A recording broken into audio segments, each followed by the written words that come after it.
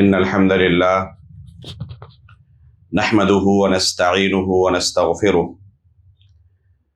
ونعوذ بالله من شرور أنفسنا ومن سيئات أعمالنا من يهده الله فلا مضل له ومن يضلل فلا هادي له وأشهد أن لا إله إلا الله وحده لا شريك له وأشهد أن محمدا عبده ورسوله يا أيها الذين آمنوا اتقوا الله حق تقاته ولا تموتن إلا وأنتم مسلمون يا أيها الناس اتقوا ربكم الذي خلقكم من نفس واحدة وخلق منها زوجها وبث منهما رجالا كثيرا ونساء واتقوا الله الذي تساءلون به والأرحام إن الله كان عليكم رقيبا يا أيها الذين آمنوا اتقوا الله وقولوا قولا سديدا يصلح لكم أعمالكم ويغفر لكم ذنوبكم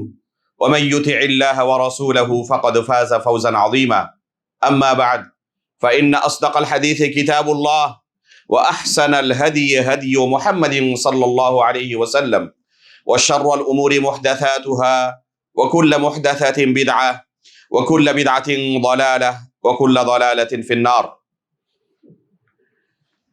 محترم و مکرم حاضرین جمعہ، بزرگان دین و ملت، عزیز دوستوں اور پردہ نشین ماؤں بہنوں، ہم جس دنیا میں زندگی گزار رہے ہیں اس کا سسٹم اللہ رب العالمین نے یہ بنایا ہے کہ روزانہ بے شمار لوگ اس دنیا سے رخصت ہوں گے اور بے شمار لوگ اس دنیا میں قدم رکھیں گے۔ بے شمار موت کی خبریں ہمیں روزانہ ملتی ہیں، اسی طرح نئے بچے کی ولادت کی خبر بھی ملتی ہے۔ اسی طریقے سے یہ دنیا جاری رہنے والی ہے۔ افزائش نسل کا ہونا اس دنیا کو باقی رکھنے کے لیے انتہائی ضروری ہے۔ اگر نئے بچے دنیا میں پیدا نہ ہو اور اسی طرح لوگ دنیا سے رخصت ہوتے جائیں تو آہستہ آہستہ یہ دنیا انسانوں سے ختم ہو جائے گی، یہ دنیا باقی نہیں رہ سکتی۔ کسی نئے بچے کا دنیا میں آنا، اس کا جو اللہ رب العالمین نے سبب بنایا ہے وہ یہ کہ دو مرد اور عورت کے ملاپ سے اللہ رب العالمین نے ایک نئے بچے کی ولادت کا سسٹم رکھا ہے۔ ابھی جو آیت آپ کے سامنے سورۃ النساء کی پہلی آیت تلاوت کی گئی، اللہ رب العالمین نے اس آیت کے اندر اسی سسٹم کا تذکرہ کیا ہے۔ وَبَثَّ مِنْهُمَا رِجَالًا كَثِيرًا وَنِسَاءً، کہ اللہ رب العالمین نے اس مرد و عورت سے بے شمار مرد اور عورت کو دنیا کے اندر پھیلا دیا ہے۔ اس سسٹم کو جاری رکھنے کے دو طریقے ہو سکتے ہیں، یا تو نکاح کے ذریعے یہ سسٹم جاری رہے یا پھر زنا کے ذریعے یہ سسٹم جاری رہے۔ زنا ایک قبیح عمل ہے، ایک گھناؤنا عمل ہے، اور اس کی قباحت اور اس کی نفرت اللہ رب العالمین نے ہر نفس کی فطرت میں ڈال دیا ہے۔ کوئی بھی ایسا نفس آپ کو نہیں ملے گا جو اس عمل کو اچھی نگاہ سے دیکھتا ہو۔ ہر نفس کے اندر اس کی نفرت موجود ہے۔ کوئی بھی ایسا معاشرہ آپ کو نہیں ملے گا، یہاں تک کہ وہ معاشرے بھی جو بے پردگی کے اندر انتہا کو پہنچے ہوئے ہیں، بے حیائی اور فحش کاری کے اندر انتہا کو پہنچے ہوئے ہیں، وہاں پر بھی اسے اچھی نگاہ سے نہیں دیکھا جاتا۔ یہ ایک گھناؤنا عمل ہے۔ یہاں تک کہ آپ انسانوں کو چھوڑ دیں، بعض جانوروں کے اندر بھی اللہ رب العالمین نے یہ غیرت رکھی ہے کہ وہ اس قبیح عمل کو برداشت نہیں کر پاتے۔ صحیح بخاری کے اندر امام بخاری رحمہ اللہ نے عمرو بن میمون رحمہ اللہ سے ایک واقعہ نقل کیا ہے۔ یہ سچا واقعہ ہے صحیح بخاری کے اندر، یہ کوئی قصہ یا افسانہ نہیں ہے۔ صحیح بخاری کے اندر عمرو بن میمون رحمہ اللہ سے امام بخاری رحمہ اللہ نے ایک واقعہ نقل کیا ہے، ایک بندر اور بندریا کے زنا کا۔ اپنی آنکھوں سے عمرو بن میمون رحمہ اللہ نے یہ منظر دیکھا اور اسے نقل کیا ہے کیا فرماتے ہیں کہ ایک بندریا کو میں نے دیکھا کہ وہ اپنے شوہر کے نیچے ہاتھ رکھی ہوئی ہے اور وہ اس کا شوہر سو رہا ہے، یہاں تک کہ جب وہ سو گیا تو ہاتھ دھیرے سے کھینچی وہ اور پھر وہاں سے بھاگ کھڑی ہوئی، تو میں بھی اس کے پیچھے چلا کہ آخر دیکھوں یہ کیا کرتی ہے، اور جا کر ایک دوسرے بندر کے ساتھ اس نے منہ کالا کیا، پھر واپس آ کر جس پوزیشن میں تھی اسی پوزیشن کو حاصل کرنے کی کوشش کی، اسی طرح اپنا ہاتھ اس کے سر کے نیچے رکھنے کی کوشش کی، اتنے میں وہ بندر جاگ گیا، اور جاگنے کے بعد اس کو سونگھا اور اسے احساس ہو گیا کہ یہ کسی کے ساتھ زنا کر کے آئی ہے، اور پھر وہ بندر بھاگا، اور تھوڑی دیر کے بعد کیا دیکھتا ہوں کہ بہت سارے بندر وہاں پر جمع ہو گئے اور ان کے درمیان آپس میں گفتگو ہو رہی ہے، اور یہ ان کی زبان نہیں سمجھ رہے لیکن یہ منظر اپنی آنکھوں سے دیکھ رہے ہیں، یہاں تک کہ کہتے ہیں کہ دیکھا بندروں نے ان دونوں زانی اور زانیہ کو پتھر مار مار کر ہلاک کر دیا۔ صحیح بخاری کے اندر ایک قصہ موجود ہے، اس سے آپ آسانی سے سمجھ سکتے ہیں کہ ایک جانور کے اندر بھی اللہ رب العالمین نے غیرت رکھی کہ ایک زانی اور زانیہ کی یہی سزا ہونی چاہیے جو اسلام نے برقرار رکھا۔ تو زنا ایک گھناؤنا عمل ہے، ہر نفس کی فطرت کے اندر اللہ رب العالمین نے اسے ڈال دیا ہے۔ دوسرے مذاہب کے اندر یا دوسرے اقوام کے اندر یہ نفرت تو موجود ہے، لیکن کیسے سماج اور معاشرے کو اس گھناؤنے عمل سے پاک کیا جائے اس کا کوئی لائحہ موجود نہیں، اس کے لیے کوئی واضح خطوط موجود نہیں، اس کے لیے کوئی واضح سسٹم موجود نہیں، لیکن اسلام جو کہ دین فطرت بھی ہے اس کے اندر واضح طور پر اللہ رب العالمین نے شریعت نازل کر کے بیان کر دیا ہے کہ کیسے سماج اور معاشرے کو اس گھناؤنے عمل سے پاک کیا جا سکتا ہے۔ چنانچہ اللہ رب العالمین نے قرآن کریم کے اندر فرمایا لا تقربوا الزنا، زنا کے قریب نہ جاؤ، یہ نہیں کہ زنا نہ کرو بلکہ زنا کے قریب نہ جاؤ۔ آپ کسی بھی معاشرے میں چلے جائیں، یہاں تک کہ یورپ اور امریکہ میں بھی آپ یہ نہیں پائیں گے کہ کوئی زانی اور زانیہ اچانک دونوں کی ملاقات ہوئی اور 2 منٹ کے اندر زنا میں مبتلا ہو گئے، ایسا نہیں ہوتا، اس کے بہت سارے مقدمات ہوتے ہیں، اور اس کے بعد آخر میں یہ زنا کے مرحلے تک یہ خبیث لوگ پہنچتے ہیں۔ تو اللہ رب العالمین نے یہ تمام راستے جو ایک انسان کو زنا تک لے جاتے ہیں ان راستوں کو بند کر دیا ہے، اس لیے اللہ رب العالمین نے حکم دیا پردے کا۔ اللہ رب العالمین نے پردے کا حکم دیا تاکہ ایک خاتون کو کوئی مرد دیکھے ہی نہ، اور پھر حکم دیا کہ اپنی نگاہ کو نیچی رکھو، اگر راستے سے گزر رہے ہو اپنی نگاہ نیچی رکھو، جب اپنی نگاہ نیچی رکھو گے تو پھر کسی غیر محرم کو دیکھو گے نہیں۔ ساتھ میں یہ بھی حکم دیا کہ کوئی مرد کسی اجنبی عورت کے ساتھ خلوت میں نہ ملے، فَإِن سَأَلْتُمُوهُنَّ فَاسْأَلُوهُنَّ مِن وَرَاءِ الْحِجَابِ، پردے کے آڑ سے ڈائریکٹ کسی مرد اور خاتون کا خلوت میں ملاقات نہ ہو۔ اگر خلوت میں ملیں گے انجام کیا ہوگا؟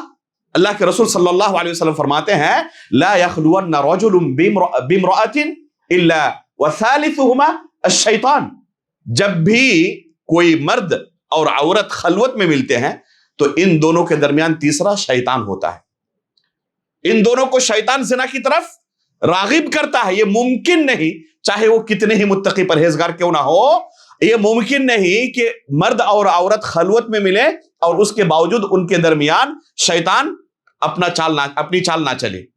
تو شیطان ہمیشہ کیا چاہتا ہے؟ شیطان زنا کو فروغ دینا چاہتا ہے، اسی وجہ سے وہ تمام راستے جو زنا کو روکتے ہیں شیطان ان راستوں کو فروغ دینا چاہتا ہے۔ ایک انسان کو شیطان ہمیشہ رغبت دلاتا ہے ان راستوں کی طرف آگے بڑھنے کی تاکہ زنا کا عمل عام ہو جائے، یہاں تک کہ اللہ رب العالمین نے قرآن کریم کے اندر فحش اور منکرات کا آپس میں چرچا تک کرنے سے منع فرمایا۔ ان الذین یحبون ان تشیع الفاحشۃ فی الذین آمنوا، اللہ رب العالمین فرماتے ہیں کہ جو لوگ، سورہ نور کے اندر اللہ رب العالمین فرماتے ہیں کہ جو لوگ مؤمنوں کے درمیان فحش اور منکرات کا چرچا کرتے ہیں اور اس چیز کو فروغ دیتے ہیں، ایسے لوگوں کے لیے دردناک عذاب رکھا اللہ رب العالمین نے، جو صرف چرچا کرتے ہیں، کیونکہ چرچا جب ہوگا تو وہ چیز آہستہ آہستہ کیا ہو جائے گی، لوگوں کے اندر عام ہو جائے گی، اور لوگ اسے منکر نہیں سمجھیں گے، اس سے نفرت آہستہ آہستہ ختم ہوتی جائے گی۔ اس لیے ان چیزوں کا چرچا تک کرنے سے منع کیا۔ آج ہمارے معاشرے کی حالت کیا ہے؟ وہ تمام راستے جو زنا تک ایک انسان کو لے جاتے ہیں، ہم نے ان تمام راستوں کو بالکل کھلا چھوڑ دیا ہے، ان تمام دروازوں کو چوپٹ کھلا چھوڑ دیا ہے۔ نہ نگاہ مرد نیچی کرتے ہیں، نہ خواتین پردے کا اہتمام کرتی ہیں، نہ اپنے گھروں کے اندر ہم ان لوگوں کے داخلے کو بند کرتے ہیں جن کا آنا جائز نہیں، یہاں تک کہ اپنی بیٹیوں کو ہم ہاسٹل میں بھیجتے ہیں جہاں پر مخلوط تعلیم کا انتظام ہے، جہاں غیر مرد کو روزانہ دیکھتی ہے۔ ایک تو ایمان کی ایسے ہی کمی ہے، ایک انسان کو اگر زنا سے کوئی چیز بچاتی ہے تو سب سے اہم چیز ہے دل کے اندر ایمان۔ آپ یوسف علیہ السلام کا واقعہ پڑھیں، کیا فرمایا یوسف علیہ السلام نے؟ معاذ اللہ، جیسے ہی زنا کی دعوت دی گئی ان کی زبان سے فوراً کیا نکلا؟ معاذ اللہ انہ ربی احسن مثوائی۔ یہ اگر ایمان ہے تو انسان بچ سکتا، اور ہمارے دلوں کے اندر ایمان کی کیا حالت ہے ہم اچھی طرح جانتے ہیں۔ ایمان کے آخری درجے پر ہم پہنچے ہوئے ہیں، اور زنا کے یہ تمام راستے کھلے ہوئے ہو پھر بھی ہم زنا سے بچ جائیں گے، یہ بہت مشکل ہے۔ تو ہم نے اپنی بیٹیوں کو ہاسٹل میں رکھ کر یہ امید پال کر رکھی ہے کہ وہ زنا سے محفوظ رہیں گے۔ ظاہر سی بات ہے کہ آپ بالو بھی کھائیں اور منہ کرکرا نہ ہو، یہ نہیں ہو سکتا۔ تو جتنے زنا کے راستے ہو سکتے ہیں ان تمام راستوں کو ہم نے کھلا چھوڑ دیا، تو ظاہر سی بات ہے اس کا انجام وہی ہوگا جو ہونا تھا۔ اللہ رب العالمین نے اس عمل کو اتنا قبیح گردانا ہے اور اس کے اوپر سزا ایسی مقرر کی ہے کہ اس کی نظیر آپ کو شریعت کے اندر نہیں ملے گی۔ اگر کوئی زانی اور زانیہ شادی شدہ ہو تو اس کے لیے سزا کیا مقرر کی؟ پتھر مار مار کر انہیں سنسار کر دیا جائے۔ شریعت کے اندر کسی بھی دوسرے جرم کے لیے یہ سزا نہیں ہے، اتنی سخت سزا کسی بھی جرم کے لیے نہیں ہے۔ اللہ رب العالمین نے قرآن کریم کے اندر زنا کو شرک کے ساتھ جوڑا ہے۔ الزانی لا ينکح الا زانیۃ او مشرکہ، ایک زانی یا تو کسی زانیہ سے نکاح کرنا چاہتا ہے یا مشرکہ سے۔ اللہ رب العالمین نے کئی جگہوں پر زنا کا تذکرہ شرک کے ساتھ کیا ہے، یہاں تک کہ اللہ کے رسول صلی اللہ علیہ وسلم فرماتے ہیں کہ 3 لوگوں کے لیے بس ایسے ہیں جن کا خون حلال ہو جاتا ہے۔ لا يحل دم امرئ مسلم الا باحدى ثلاث، کسی مسلمان کا خون حرام ہے، حلال نہیں ہوتا سوائے 3 جرموں کے۔ وہ 3 جرم کیا ہے؟ ایک ہے کہ ایک شخص مرتد ہو جائے، کفر اختیار کر لے، مؤمن تھا پہلے، اسلام قبول کیا اور پھر اسلام چھوڑ کر کفر کا راستہ اختیار کر لے، مرتد ہو جائے۔ اور دوسرا کون ہے؟ کسی نفس کا ناحق قتل کیا ہو تو قصاصاً اسے قتل کیا جائے گا۔ اور تیسرا کون ہے؟ ایک شادی شدہ اگر زنا کرے تو دیکھیں ایک مرتد کے ساتھ شریعت نے ایک زانی کے سزا کو مقرر کیا ہے، اسی سے اس کی سنگینی کو سمجھا جا سکتا ہے۔ اس زنا سے اگر ہم سماج اور معاشرے کو پاک کرنا چاہتے ہیں تو ہمیں سب سے اہم قدم جو اٹھانا پڑے گا وہ یہ ہے کہ نکاح کو ہم آسان بنائیں۔ جب تک نکاح کا راستہ مشکل ہوگا، زنا کے راستے تو آسان ہی ہیں، زنا کے راستے بالکل کھلے ہوئے ہیں، اور اوپر سے نکاح کو ہم نے اتنا مشکل بنا دیا ہے کہ اگر کوئی حلال طریقے سے اپنی جنسی خواہش پورا کرنا چاہے تو اس کے لیے پہاڑ بنا دیا ہم نے۔ اتنے رسم و رواج ہمارے سماج اور معاشرے کے اندر نکاح کے تعلق سے ہے کہ ایک عام فیملی، ایک شخص اگر نکاح کے لیے سوچتا بھی ہے تو اس خرچ کو برداشت کرنا اس کے لیے ممکن نہیں ہوتا۔ اسی وجہ سے یہ سماج اور معاشرے کے اندر ایک ذہنیت بنا دی گئی ہے کہ پہلے اپنے پیر پر اچھی طرح کھڑے ہو جاؤ، کوئی انکم کا اچھا سورس ہو جائے، اس کے بعد نکاح کرنا۔ اس کی ضرورت ہے نکاح کی، اور آپ نے ایک اسٹیٹس بنا دیا ہے کہ جب تک وہ اپنے پیر پر کھڑا نہیں ہو جائے گا تب تک نکاح نہیں کر سکتا۔ وہ قبر پہنچ جاتا ہے لیکن اپنے پیر پر کھڑا نہیں ہو پاتا۔ ظاہر سی بات ہے کہ انسان کی خواہش کبھی کم نہیں ہوتی، اس لیے نکاح کو آسان بنانا انتہائی ضروری ہے۔ جتنے کم خرچ میں یہ نکاح ممکن ہو جائے اس کو آسان بنایا جائے۔ مہر کی مقدار بھی اتنی کم رکھی جائے جس سے نکاح کرنا آسان ہو جائے۔ ایک منگنی کا رسم ہم نے شروع کر دیا ہے، اور اس کے اوپر جو نکاح اور ولیمے کے اندر خرچ ہو رہا تھا اس سے زیادہ منگنی کے نام پر ہم خرچ کر دیتے ہیں۔ اس رسم کو ایسے ہی یا تو ختم کر دینا چاہیے یا انتہائی محدود دائرے میں اسے انجام دینا چاہیے. اور یہ بھی منگنی کی جو رسم ہے یہ بھی ایک زنا کے راستے کو کھولنے والا رسم بن چکا ہے ہمارے یہاں پہ. منگنی کے بعد لوگ کیا سمجھتے ہیں؟ یہ منگیتر اس کے لیے حلال ہو چکا ہے. میرے بھائیوں، منگنی صرف نکاح کا وعدہ ہے، عقد نکاح نہیں ہے. ابھی تک یہ دونوں اجنبی ہیں، ان دونوں کے درمیان نکاح نہیں ہوا. یا تو منگنی کی مجلس میں ہی دونوں کے درمیان نکاح کا عقد قائم کر لیں، نکاح پڑھا دیں تاکہ ان دونوں کا آپس میں گفتگو کرنا، آپس میں ملنا حلال ہو جائے. یا پھر اگر آپ عقد نہیں کرتے، نکاح نہیں پڑھاتے تو کنٹرول کریں اپنے بچوں بچیوں پر. لوگ کیا کرتے ہیں؟ جس کے ساتھ منگنی ہو چکی ہے اپنی بیٹی کو کھلا چھوڑ دیتے ہیں. داماد ناراض ہو جائے گا، ہو سکتا ہے نکاح سے انکار کر دے، اور پھر دونوں گھومنے کے لیے نکل جاتے ہیں. اب کیا سمجھتے ہیں وہ زنا سے محفوظ رہیں گے؟ آپ بھی اس کے سبب ہیں. صرف وہ نہیں پکڑے جائیں گے اللہ رب العالمین کے ہاں، آپ بھی پکڑے جائیں گے کیونکہ آپ نے زنا کے راستے کو کھلا چھوڑ دیا ہے. تو یا تو منگنی کی رسم ہی ختم کریں، یا اگر ختم نہیں کر سکتے تو اس کے خرچ کو محدود دائرے میں لے کر آئیں اور کوشش کریں کہ منگنی کی مجلس میں ہی نکاح پڑھا دیا جائے، یا فوراً جتنی جلدی ممکن ہو سکے اس منگنی کی رسم کے بعد دونوں کے درمیان عقد نکاح قائم ہو جائے. اور جب تک دونوں کے درمیان عقد نہ ہو، جب تک نکاح نہ پڑھا جائے، دونوں کو ملنے نہ دیا جائے. دونوں اجنبی ہیں، اور جب ان کو کھلا چھوڑ دیا جائے گا تو ظاہر سی بات ہے کہ یہ فحش اور منکر سماج اور معاشرے کے اندر عام ہوگا. اس کے بعد شریعت نے نکاح کو آسان بنانے کے بعد یہ حکم دیا ہے کہ دیکھو تم جس سے شادی کر رہے ہو وہ انسان ہی ہے، وہ کوئی فرشتہ نہیں ہے. ایک شادی کرنے والے کے ذہن میں یہ بات رہے کہ میں جس سے نکاح کر رہا ہوں وہ انسان ہے، وہ فرشتہ نہیں ہے. اس کے اندر کچھ خوبیاں ہیں تو بہت ساری خامیاں بھی ہوں گی. یہ رشتہ ایک دوسرے کے ساتھ مفاہمت اور قربانی پر ہی ٹک سکتا ہے. اور اگر ہر کوئی اپنے حقوق کو حاصل کرنے کے اوپر ضد پر اڑا رہے کہ میرے یہ حقوق ہیں، میری حق تلفی نہیں ہونی چاہیے، تو حقوق کے ساتھ اللہ رب العالمین نے آپ کے اوپر بہت ساری ذمہ داریاں بھی عائد کی ہیں. صرف حقوق کی طرف نہ دیکھیں، پہلے اس سے ذمہ داریوں کو دیکھیں کہ آپ کے اوپر دوسرے کے تعلق سے، شوہر کے اوپر بیوی کے تعلق سے اور بیوی کے اوپر شوہر کے تعلق سے جو ذمہ داریاں ہیں، ہم نے ان ذمہ داریوں کو کتنی فیصد ادا کیا ہے. لوگ اپنے حقوق کے بارے میں پوچھتے ہیں لیکن ذمہ داریوں کے بارے میں نہیں پوچھتے. دونوں طرف یہ مرض ہے، لڑکے کی طرف بھی یہ مرض موجود ہے اور لڑکی کے یہاں بھی یہ مرض موجود ہے. ہر کوئی اپنے حقوق کے بارے میں سوال کرتا ہے کہ میرے کیا حقوق ہے، میرے کیا حقوق ہے. اس سے پہلے اپنی ذمہ داریوں کے بارے میں جانو کہ تمہارے اوپر بیوی کے تعلق سے کیا ذمہ داریاں عائد ہوتی ہیں، تم نے ان ذمہ داریوں کو کتنی فیصد ادا کیا. تو یہ رشتہ ٹکتا ہے قربانی اور ایثار کے جذبے کے ساتھ. ہر کوئی ایک دوسرے کے سامنے کوشش کرے کہ ان کی غلطیوں کو ہم معاف کریں گے اور جو اچھائیاں ہوں گی ان اچھائیوں کے ساتھ اپنی زندگی کو سیٹ کرتے ہوئے آگے بڑھنے کی کوشش کریں گے. اللہ کے رسول صلی اللہ علیہ وسلم کی حدیث سنیں. رسول اللہ صلی اللہ علیہ وسلم فرماتے ہیں کہ ابلیس روزانہ شام کے وقت رات کو اپنی مجلس لگاتا ہے اور اپنے چیلوں سے رپورٹ طلب کرتا ہے کہ آج دن بھر تم نے کیا کام کیا.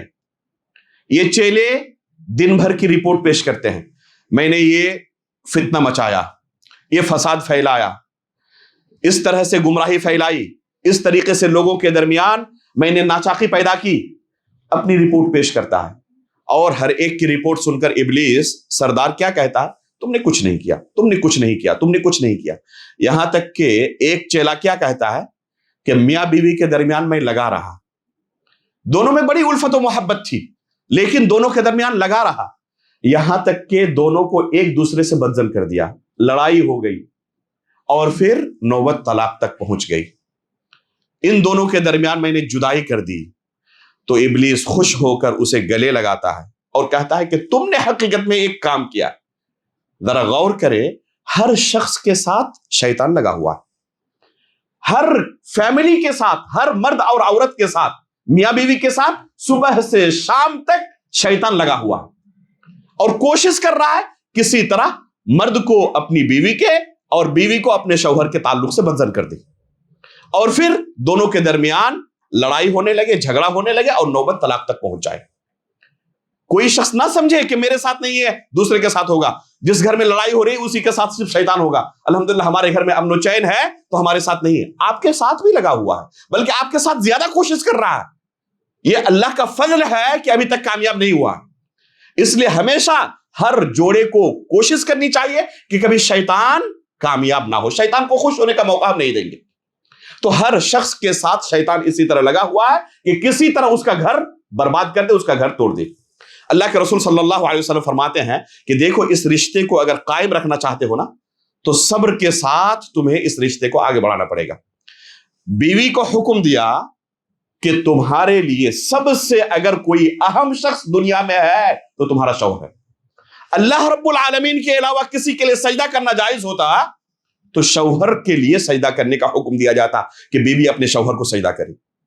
اسی سے آپ اندازہ لگا سکتے ہیں کہ ایک خاتون کی زندگی میں شوہر کا کیا مقام ہے، بلکہ باپ سے زیادہ شوہر کا مقام ہے۔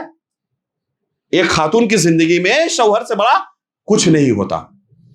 اسی وجہ سے اگر شوہر کی وفات ہو جائے تو اس کو 4 مہینہ 10 دن تک سوگ منانے کیا حکم ہے۔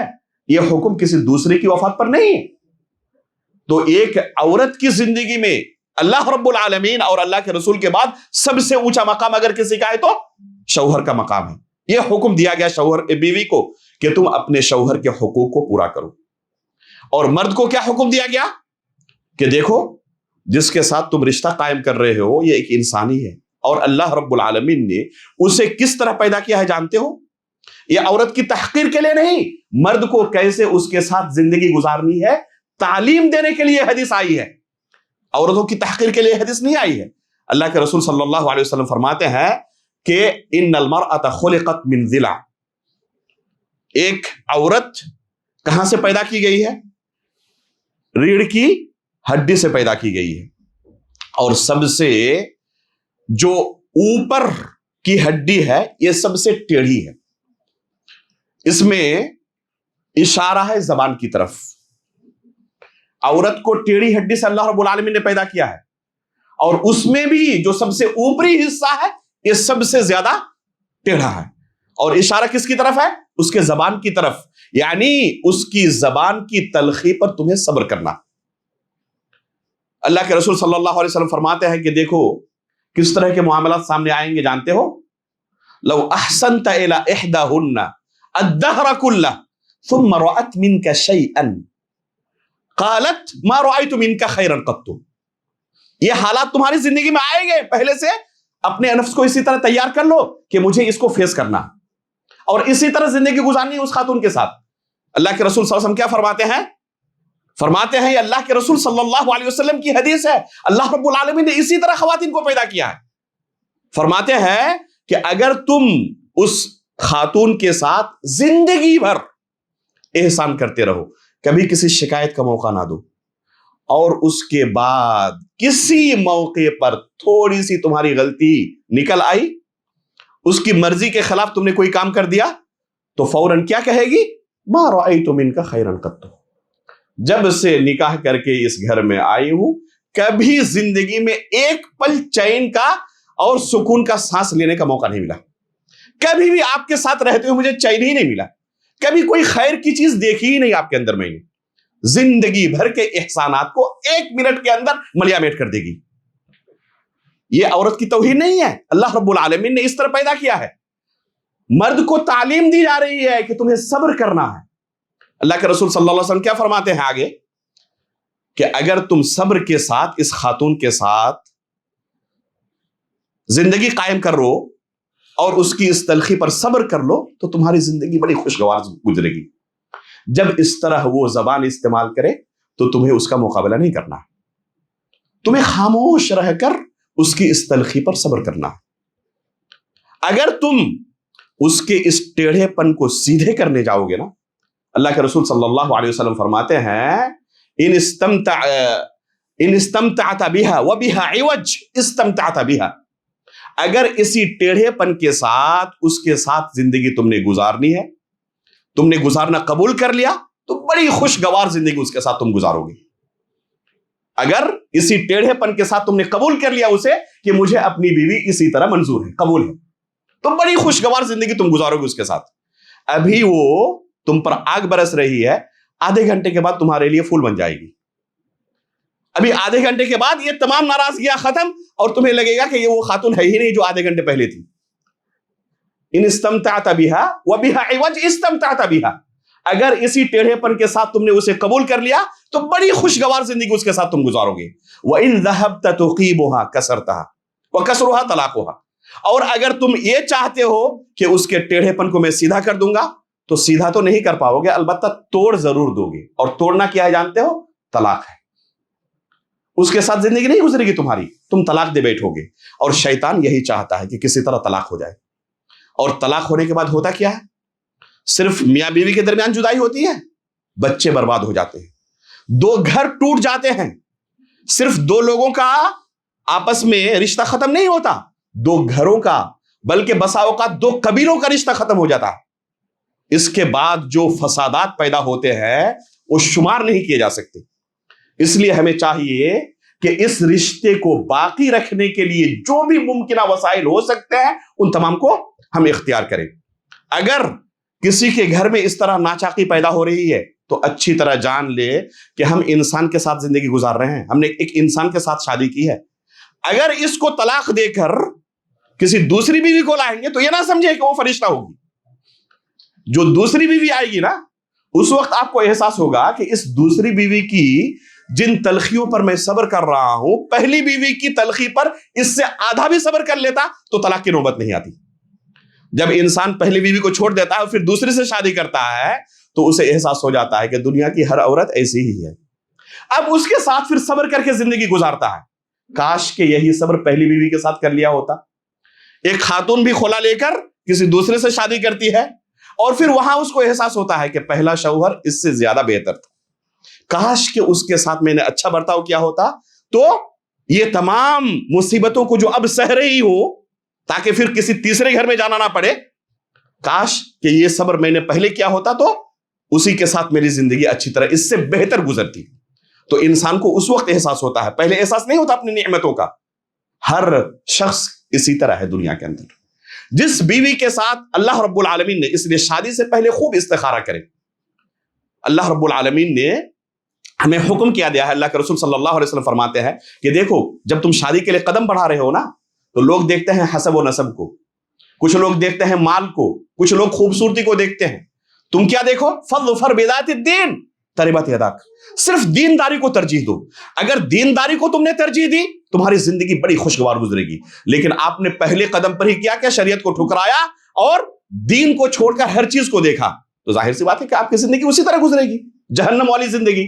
اگر آپ نے شریعت کے مطابق یہ رشتہ قائم کیا ہوتا اور کسی دیندار خاتون کے ساتھ نکاح کیا ہوتا تو آپ کی زندگی بہتر گزرتی۔ اب جو آپ نے اختیار کر لیا ہے اس پر صبر کریں، اس کو چھوڑ کر دوسرے کی طرف جائیں گے اس سے بھی برا حال ہونے والا ہے۔ اس لیے اسی کے ساتھ زندگی گزارنا قبول کر لیں، اس کے اندر حتی الامکان کوشش کریں کہ رشتہ بہتر سے بہتر آپ کے لیے ہو، کیونکہ اسی کے ساتھ آپ کو زندگی گزارنا ہے۔ اس کے بعد اللہ رب العالمین نے کیا حکم دیا؟ اگر لگ رہا ہے نا کہ طلاق ہونی چاہیے، اس کے ساتھ زندگی نہیں گزر سکتی، تو سب سے پہلے اس کا بستر الگ کرو تاکہ اسے احساس ہو جائے، ہو سکتا ہے کہ پھر سدھر جائے۔ نہیں سدھرتی، مارنے کی ضرورت پڑے مارو بھی سدھارنے کے لیے، لیکن کیسے مار؟ صرف ادب کی، ضرباً غیر مبرح، ایسی مار نہیں کہ جس کے نشان ظاہر ہو جائے، صرف ادب کی لاٹھی۔ اس کے بعد بھی معاملہ نہیں سدھر رہا، فَبَعَثُوا حَكَمًا مِّنْ أَهْلِهِ وَحَكَمًا مِّنْ أَهْلِهَا، عورت کی طرف سے ایک صالح اور صالح آدمی کو بھیجا جائے، اسی طرح مرد کی طرف سے، اور دونوں آپس میں بیٹھ کر صلح کی کوشش کریں۔ اس کے بعد بھی معاملہ حل نہیں ہو رہا ہے، اب لگ رہا ہے کہ طلاق کے علاوہ کوئی دوسرا چانس ہماری زندگی کا نہیں ہے۔ اگر اسی خاتون کے ساتھ زندگی گزارنی پڑے تو ہو سکتا ہے کہ ڈپریشن کا شکار ہو جاؤں گا، ایسا بھی ہو سکتا ہے کہ خودکشی کرنی پڑے گی، تو اس کی ضرورت نہیں ہے۔ اپنی زندگی تباہ نہ کریں۔ اللہ رب العالمین نے طلاق کا بھی آپشن رکھا ہے، لیکن سب سے آخری آپشن، پہلا قدم ہمیشہ کبھی بھی طلاق کا نہیں ہونا چاہیے، آخری آپشن ہے۔ اگر اس کے علاوہ کوئی حل نہ نکلے تو طلاق دیں, لیکن آخری آپشن ہونا چاہیے. اس لیے طلاق کا سسٹم اللہ رب العالمین نے کیا رکھا ہے, اگر بیوی حالت حیض میں ہے طلاق نہیں دے سکتے. جب وہ طاہرہ ہو جائے گی تو جماع سے پہلے طلاق دو. جماع اگر کر چکے ہو طلاق نہیں دے سکتے. اس لیے کسی کے ذہن میں طلاق کی نوبت آئے تو یا تو بیوی حائضہ ہوگی یا طاہرہ ہوگی. اگر طاہرہ ہے تو عموماً جماع ہو چکا ہوگا, تو ابھی تم انتظار کرو, طلاق نہیں دے سکتے, ابھی انتظار کرو. اگر جماع کر چکے ہو تو بیوی پھر حائضہ ہوگی, پھر طاہرہ ہوگی, تو جماع سے پہلے طلاق دینا. اس سے طلاق کی شرح گر جائے گی, تعداد کے اندر حد درجہ کمی ہو جائے گی. اس کے بعد بھی اگر تم نے طلاق دیا اور لگا انتظار کر رہے ہو کہ یہ مدت آئے, حائضہ ہو پھر طاہرہ ہو, آپ نے طلاق دیا, حکم دیا کہ لا تخرجوهن من بیوتہن ولا یخرجن, نہ تم بیوی کو گھر سے نکال سکتے ہو, نہ بیوی کے لیے جائز ہے کہ شوہر کا گھر چھوڑ کر میکے چلی جائے. عدت کے دوران شوہر کے سامنے اسی گھر میں رہنا ہے. اب بتائیں کہ 3 مہینے تک وہ خاتون آپ کے نظروں کے سامنے رہے, آپ کے گھر میں, نہ آپ کے لیے جائز اسے گھر سے باہر نکالنا, نہ اس کے لیے جائز اس گھر سے باہر نکلنا, تو کیا ان دونوں کے درمیان صلح نہیں ہو جائے گی؟ پھر پورا امکان ہے کہ اگر جذبات میں بہ کر طلاق دیا ہے, ضرورت نہیں تھی طلاق کی, تو پھر صلح ہو جائے گی اور عدت کے دوران ہی یہ رجوع کر لے گا. اور رجوع کا راستہ کھلا رکھا ہے اللہ رب العالمین نے, رجوع کر سکتے ہو. دوسری طلاق نہیں دے سکتے ابھی, جب تک عدت کے دوران ہے نا دوسری طلاق نہیں دے سکتے. اگر دے بھی دو تب بھی نہیں واقع ہوگی. یہ مسئلہ اچھی طرح جان لیں. چاہے ایک مجلس میں ایک سے زائد طلاق دے دیں, واقع نہیں ہوتی, ایک ہی طلاق ہوتی ہے. یا پھر عدت کے دوران دوسری طلاق دے, آج ایک طلاق دی, 2 مہینے کے بعد دوسری طلاق آپ دے رہے ہیں, واقع نہیں ہوتی ہے. وہ ایک ہی طلاق ہوتی ہے. مطلقہ کو طلاق واقع نہیں ہوتی. جب تک عدت میں ہے طلاق واقع نہیں ہوگی. اور عدت سے نکل جائے, آپ نے رجوع نہیں کیا, اب وہ آزاد ہے, کسی سے بھی نکاح کر سکتی ہے. عموماً رجوع ہو جائے گا اگر گھر کے اندر رہتے ہیں تو. پھر بھی رجوع نہیں ہوا, بعد میں کسی دوسرے سے نکاح کیا اور لگا کہ پہلا شوہر تو سونا تھا, پہلی بیوی سونا تھی. اب اگر پھر نکاح کرنا چاہتے ہو آپشن کھلا ہوا ہے, پھر نکاح کرو, پھر رشتہ قائم کرو. پھر نباہ نہیں ہو پایا تو پھر وہی تمام احکام و مسائل جو ابھی تک آپ کے سامنے بیان کیے گئے, پھر زندگی گزارو. پھر نباہ نہیں ہو پایا, طلاق دے سکتے ہو. اس طرح سے 2 مرتبہ تک تمہارے پاس آپشن ہے, الطلاق مرتان. اس کے بعد بھی اگر تیسری مرتبہ نوبت آ جائے طلاق دینے کی, تو پھر تیسری طلاق کے بعد کوئی آپشن نہیں ہے. فَإِن طَلَّقَهَا فَلَا تَحِلُّ لَهُ مِن بَعْدُ حَتَّى تَنكِحَ زَوْجًا غَيْرَهُ. تیسری طلاق ہونے کے بعد اب عدت سے جیسے وہ گزرے گی, اب وہ ہمیشہ کے لیے آپ سے کیا ہو جائے گی, جدا ہو جائے گی. کس صورت میں آپ اس سے نکاح کر سکتے ہیں؟ کسی دوسرے مرد کے ساتھ زندگی گزارنے کے لیے نکاح کرے, حلالہ کے لیے نہیں, یہ ملعون عمل ہے. زندگی گزارنے کے لیے نکاح کرے, لیکن وہاں بھی نباہ نہیں ہو سکا, طلاق ہو گئی, یا پھر اس عورت نے خلا لے لی, یا شوہر کی وفات ہو گئی, تو پھر پہلے شوہر کے پاس واپس آ سکتی ہے. اور شریعت کو کوئی اگر فالو کرے تو اس کی نوبت نہیں آتی. تو یہ اتنا بہترین سسٹم شریعت نے نازل کیا ہے کہ زنا کے راستوں کو بند کیا, نکاح کو مشروع قرار دیا, اور ایک ایسا سسٹم نازل کیا کہ طلاق کی نوبت کم سے کم آئے. ہمارے اس معاشرے کے اندر طلاق کی نوبت اتنی زیادہ کیوں آ رہی ہے؟ اس نظام کو فالو نہ کرنے کی وجہ سے, وقت کے اندر کمی کی وجہ سے. انتہائی اختصار کے ساتھ میں نے ان چیزوں کو بیان کیا. آپ کے اس مسجد کے اندر جو جمعیت قائم ہے, اس کے تحت میں نے نکاح کے مسائل کو تفصیل کے ساتھ ریکارڈ کرایا ہے. آپ لوگوں سے گزارش کروں گا کہ اس جمعیت کا جو یوٹیوب کا چینل ہے, آپ اسے سبسکرائب کریں, اور ان تمام احکام و مسائل کے, نکاح کے احکام و مسائل کو آپ سنیں کہ کیسے ہمیں اپنی زندگی گزارنی ہے, اور کیسے اس سماج اور معاشرے کو خوشگوار طریقے سے رکھنا ہے. اس کی ضرورت ہر بندے کو ہے, لیکن افسوس کہ اکثر و بیشتر لوگ نکاح کے احکام و مسائل سے واقف نہیں ہیں. اسی وجہ سے شیطان کو موقع ملتا ہے اور گھر کے اندر ناچاقیاں پیدا ہوتی ہے, جہنم نما بن جاتا ہے. اگر اسے جنت نشا بنانا چاہتے ہیں تو ان بنیادی احکام و مسائل کو سیکھیں اور پھر اسے فالو کرنے کی کوشش کریں. اللہ رب العالمین سے ہم دعا کرتے ہیں کہ اللہ رب العالمین ہمیں شریعت کے احکام و مسائل کی پابندی کرتے ہوئے اپنی زندگی گزارنے کی توفیق عطا فرمائے. آمین تقبل یا رب العالمین. وصلی اللہ علی نبینا محمد. الحمدللہ رب العالمین, والصلاة والسلام على رسوله محمد وآله وصحبه أجمعين. أشهد أن لا إله إلا الله وحده لا شريك له وأشهد أن محمدا عبده ورسوله. أما بعد.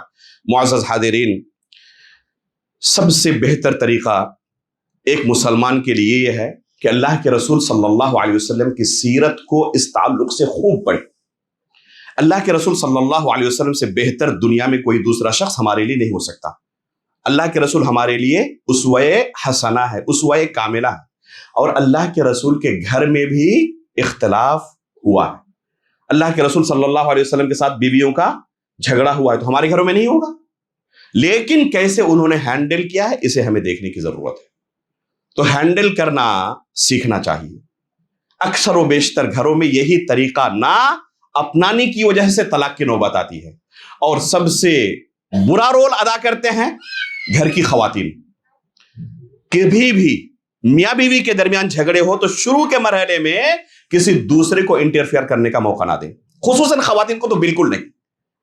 یہ اگر بیچ میں داخل ہو گئی تو طلاق تک تو نوبت پہنچے گی.